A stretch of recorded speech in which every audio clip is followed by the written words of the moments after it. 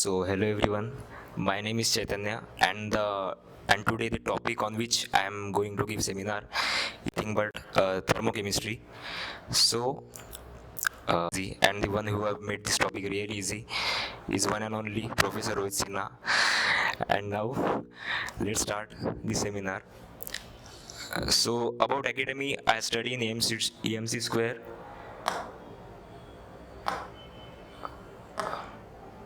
So what is thermochemistry?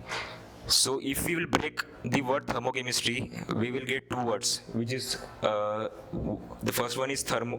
Sorry.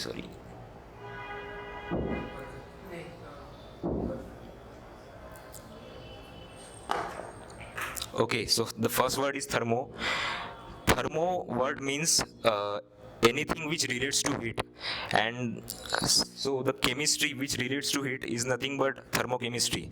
Now let's look at the scientific definition of it. So the branch of chemistry concerned with the quantities of heat evolved or absorbed during chemical reaction is nothing but thermochemistry. So these are some examples of thermochemical processes. So if you will look at the first image, you will see that the heat is absorbed by pan here. So as the heat is getting absorbed by the pan for doing its further process, so this process is related to heat. So this process can be termed under thermochemical process. In the second example, the oven is providing heat or energy to the breads so that the breads could bake properly. So this is also related to heat. So this process can be also termed under thermochemical process. In the third process, you can see the explosion of firework. The sky shot is getting explode. So there is a large amount of heat which is getting released from it. So this process is also come under thermochemical one. And the fourth is the explosion of it's a nuclear explosion. So there is a large amount of heat which getting evolved. So this is also an thermochemical process. Let's look at the next slide. So as we all know, there are two types of reaction. The first one is exothermic and the second one is endothermic. So the thermochemistry mainly deals with exothermic reactions. In exothermic reaction, we all know that heat is evolved, and therefore the delta H is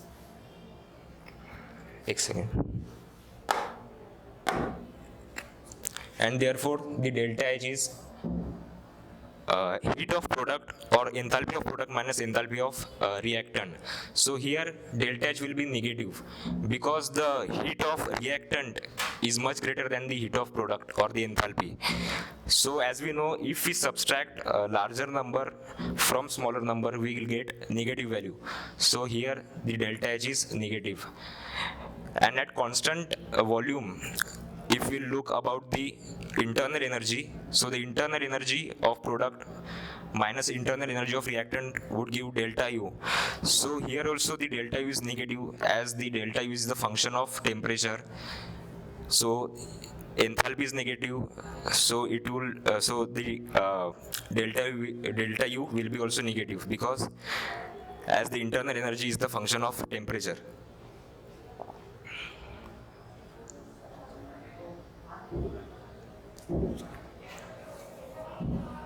Now, if we will take the case of endothermic reaction, then the heat is absorbed in chemical reaction. Then the delta H, in case of delta H, it will be positive because here heat of product is more than the heat of reactant. So as the heat of product is more, then we all know that when we subtract a minor value from the major value, then we will get positive quantity. So here delta H is positive. And at constant volume, same again, the function of the internal energy is the function of temperature, right? So the delta U here will be positive in this case. If you look at the sign conventions, in the exothermic reaction, we have already seen the heat is getting evolved, so heat will be negative. Here delta H also will be negative, and this is also negative. In endothermic reaction, as heat is getting involved in the reaction, so it will be positive. We have seen in the previous slide that they both are positive also. So the enthalpy of reaction. Now amount of heat evolved or absorbed, amount of heat evolved or absorbed in chemical reaction. So if we look at an example, so here H2 plus Cl2 gives 2HCl plus 185 kilojoules of energy. So here the heat is getting evolved. So we know that in exothermic reaction, the energy which is released, or the delta H, is always negative. So the heat of reaction in this case will be minus of 185 kilojoule. Now the next topic is heat of formation. It is the amount of heat evolved or absorbed if 1 mole of substance is formed from its constituent elements. So if we'll take an example, CH4 reacts with 2O2, which gives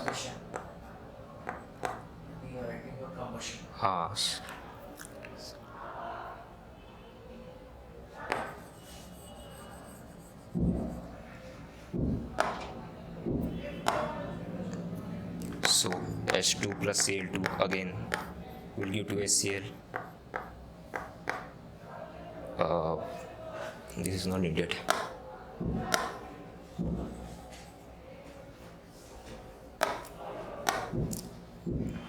So here the amount of energy which is evolved in making the constituent elements of this product. These are the two constituent elements of this product. So here the heat of formation will be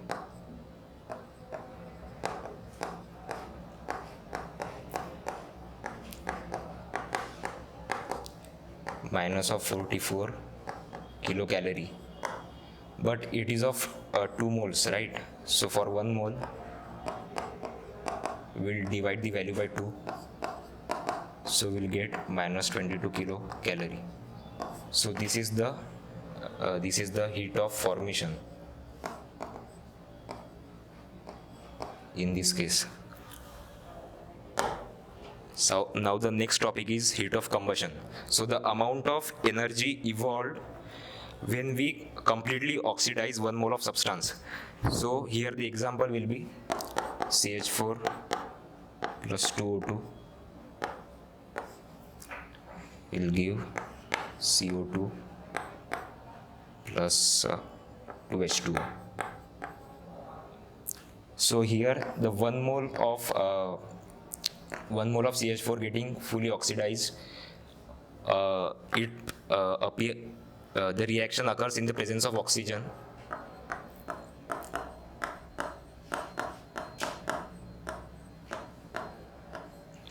So the heat of formation, the heat of combustion in this case is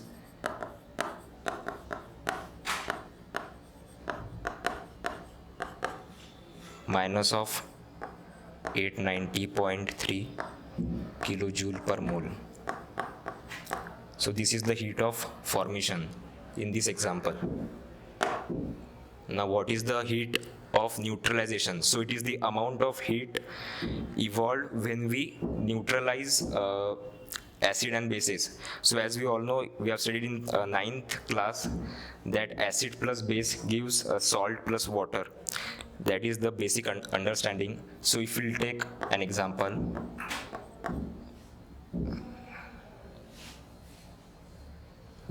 NaCl reacts with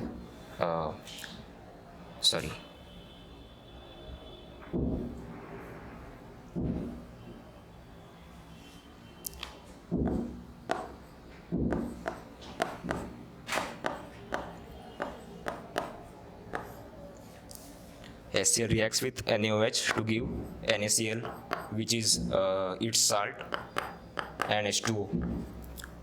So here we have obtained this salt. Now for different if we'll get different acids and bases with different pH levels, then the amount of heat evolved will be also different. So if we'll take the case of strong acid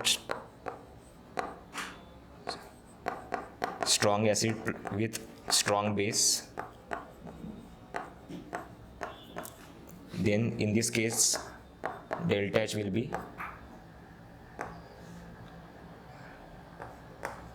minus of 57.1 kilojoule.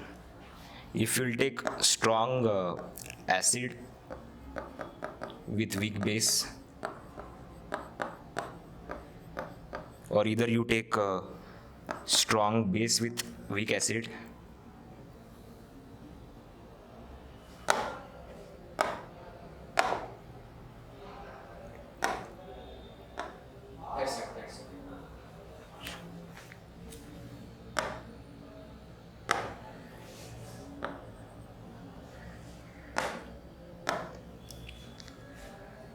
if you will take a strong base with weak acid,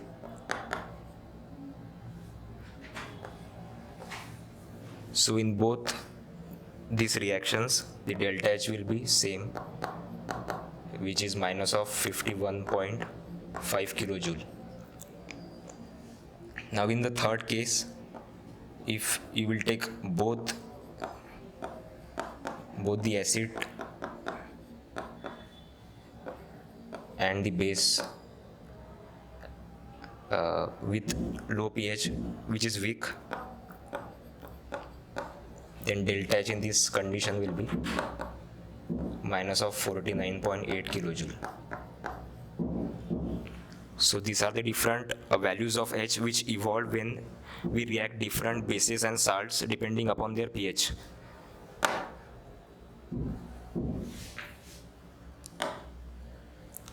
So this is the summary of subtopics which we have covered. Thermochemistry, of course, branch of chemistry concerned with heat addition or rejection. Then endothermic reaction and exothermic reaction, their sign conventions, delta H, delta U and Q. Delta H, delta U and Q will be positive in endothermic reaction and will be negative in exothermic ones. And the enthalpy and heat of reaction, formation, combustion and neutralization, we have already covered it. So with that summary, I would like to end my seminar, and I would also like to thank Professor Rohit Sinha for guiding me and guiding us and making the topics much easier to understand. And I wish you all best of luck for your studies, and thank you so much.